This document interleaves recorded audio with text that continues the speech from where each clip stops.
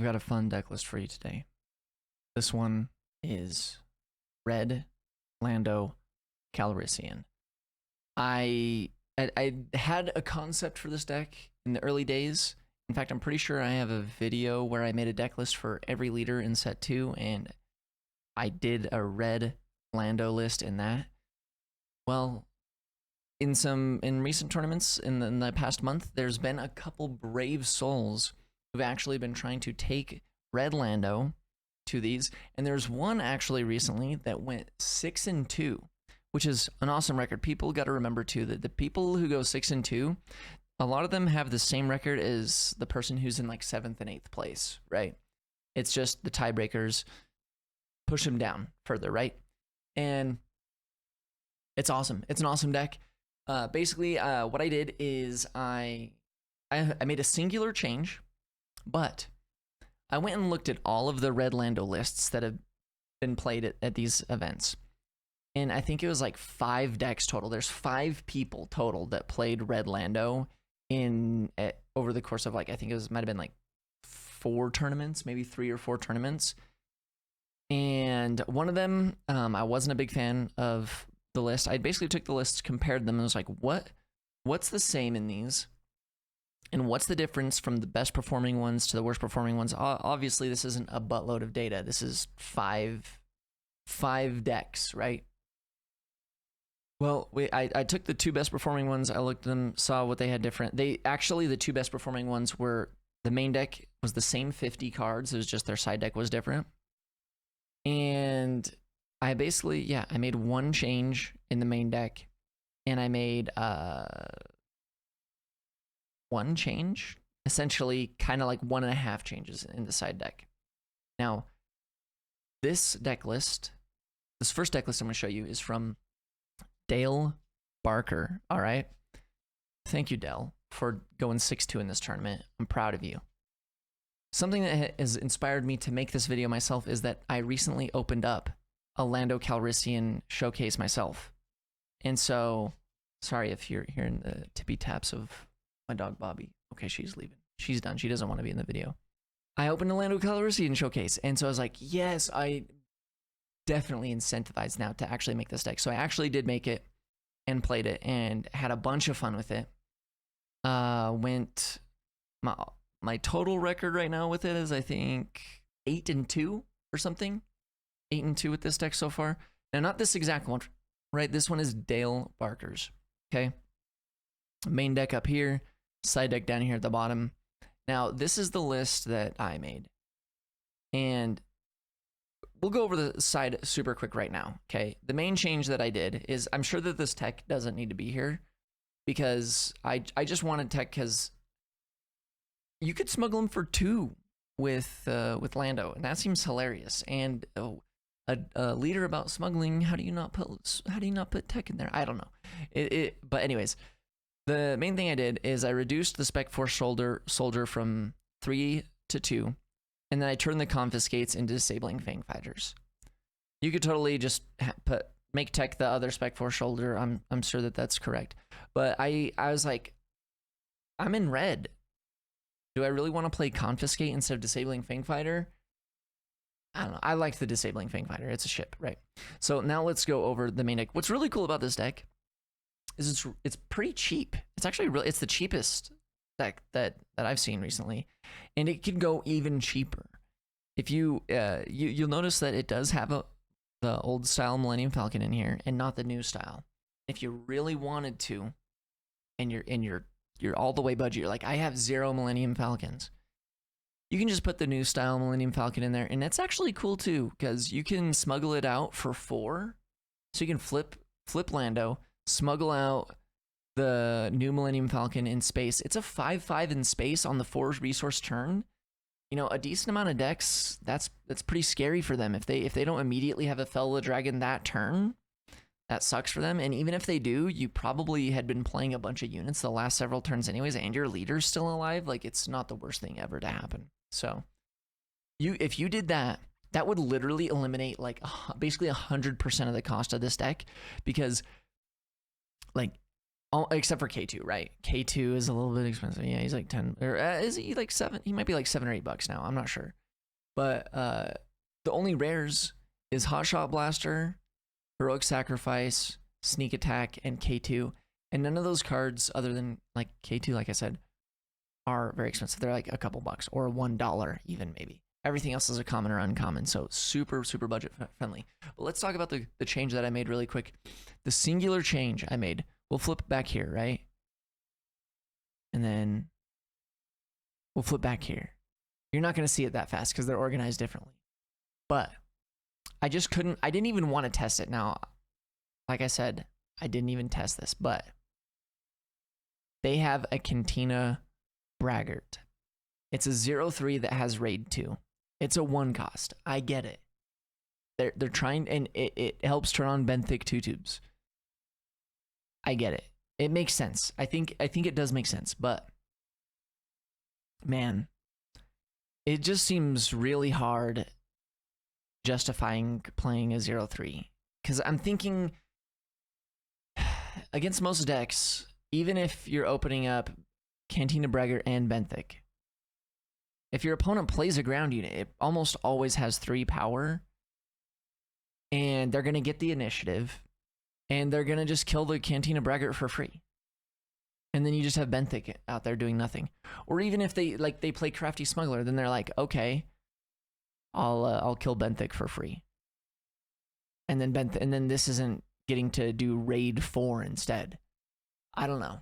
I just didn't even want to try it. Okay, so if you want to try their deck exactly how it is, that's all you got to do. What I did is I replaced them with the unlicensed Headhunters over here. Okay. I really do think that this ship is quite underestimated. So let me go into the deck list here, and we'll go to space, and I'll show you the unlicensed Headhunter, because I think there's a decent amount of people that actually have not read this card entirely. So yeah, and let's just get it in the new tab too, right? So what freaks people out about this card is that it has this bounty here, heal 5 damage from your base. So you read this and you think, okay, this is a 3/2 spaceship. That's really good. But when it dies, my opponent heals 5 from their base. That sucks. You know, that you immediately think that, you read that and you're like, that's so bad. But something that I got heavily punished for in the pre-release is that it actually says while this unit is exhausted, it gains the bounty. So if your opponent kills this while it's ready, they're not healing 5. They're not. They're healing 0. And you might think, well, yeah, they'll just play a Sentinel in space. Well, it doesn't matter because this also has Saboteur. So it just doesn't attack the Sentinel. It just hits the base still. Now, I know I sound like I'm really high on this, and I am. It's true, I am. But it's because almost always when you play this card against somebody, they're going to see the bounty, and they're not going to see this text above it. And they're going to try to kill it while it's ready like this, and they'll be like, okay, I'm going to heal my base for 5. And then you're like, oh, no. You only get to do that while it's exhausted. And so they'll be like, wait, can I take that back then? And you're fine with that. And then what ends up happening is your opponent ends up playing this mind game with themselves, because it puts this thought in their head that they're like, okay, I have to kill it while it's exhausted then, because I want to heal 5. So they might try to dance around it, right?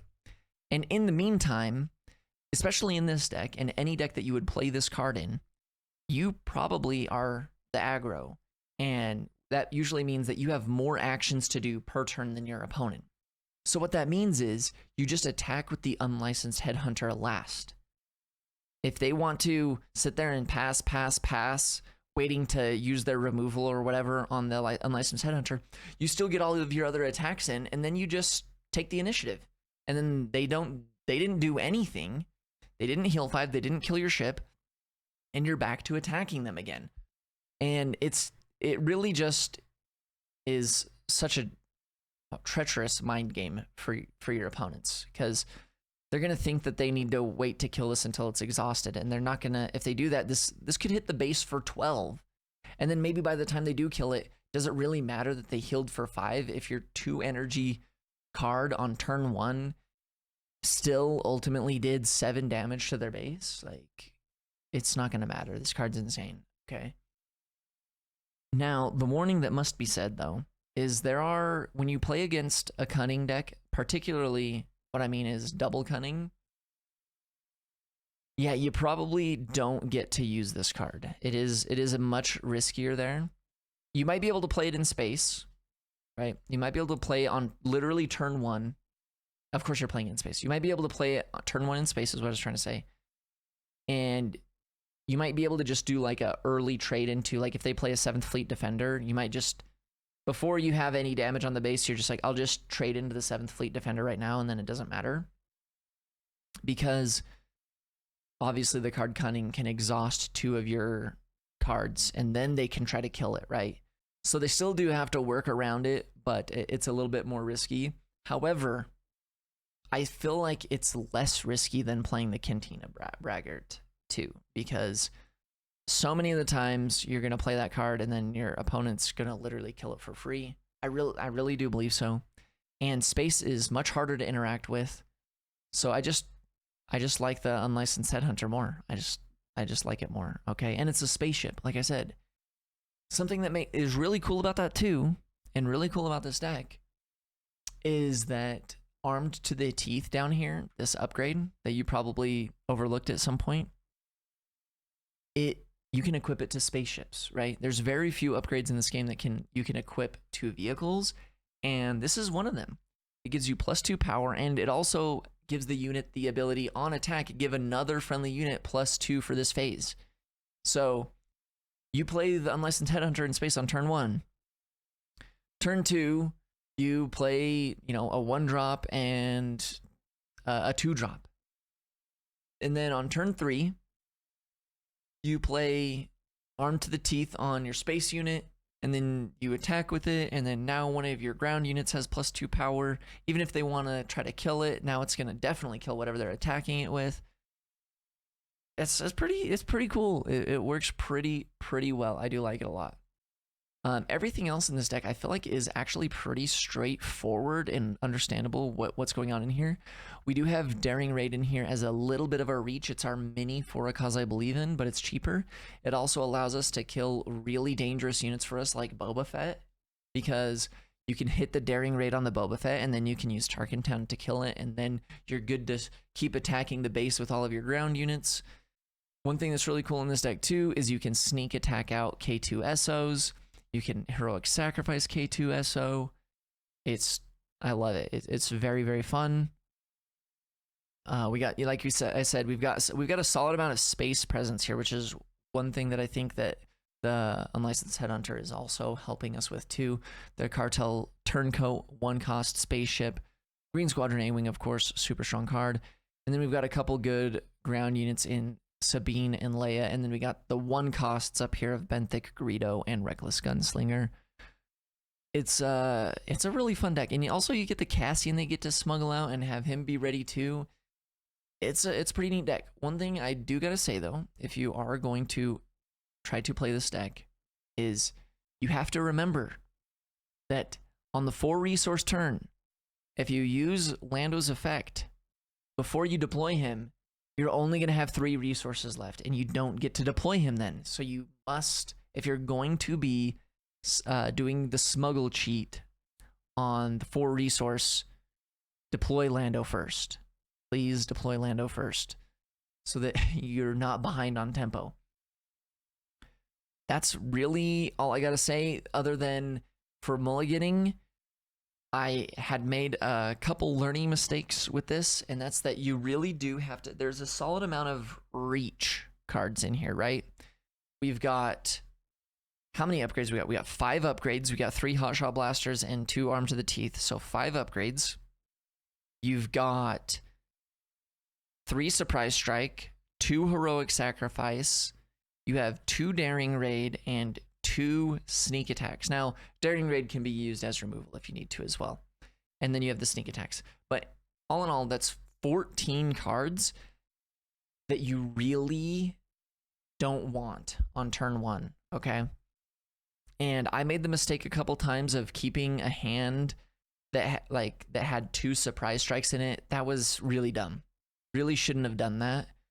And you want to try to, you know, front load some smuggle stuff in the rows early too if you can.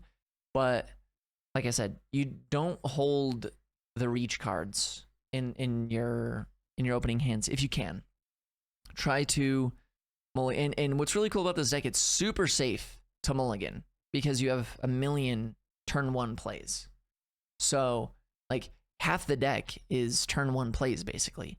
So it's super safe to, like, if your opening hand, you're like, oh my gosh, I have 3 of my reach cards in my opening hand, mulligan them. Or if the other part of your hand is really insane for like turn 1 and turn 2, then you might have to consider resourcing those reach cards, because like I said, there's 14, so at some point it's gonna be okay if you need to resource one. But yeah, it's a pretty cool deck. There's multiple times I'd play against Boba Fett with this deck, and they put Boba Fett's armor on, and then I just immediately Leia them, attack their base, was somehow able to keep initiative again. Next turn, I played another Leia back to back and kept the Boba Fett exhausted, and then just too much damage to the base for them. That's it. Don't forget, you can also, when you flip Lando, you can put an upgrade on him to make him a 4/5, a little bit more resilient and harder to interact with. That's one thing that I also highly consider when playing against yellow decks that could be playing Waylay or Cunning. They can't bounce your leader. So if you get to put Arm to the Teeth or Hot Shot Blaster on Lando, very good, very good. Keep that in mind. That's really all I've got for this video. I hope you enjoy it. Take it for a spin. It's super, super cheap. If you don't have the expensive Millennium Falcons, use the cheap Millennium Falcons. It'll be comparably as good. It's gonna be okay. And let me know if you try out the unlicensed Headhunters. Let me know how that works out for you in practice, because I've been loving it. Okay. And that's it for this one. Make sure you check out one of my other videos if you haven't seen. I got a bunch of new videos out recently, and yeah, see you in the next one.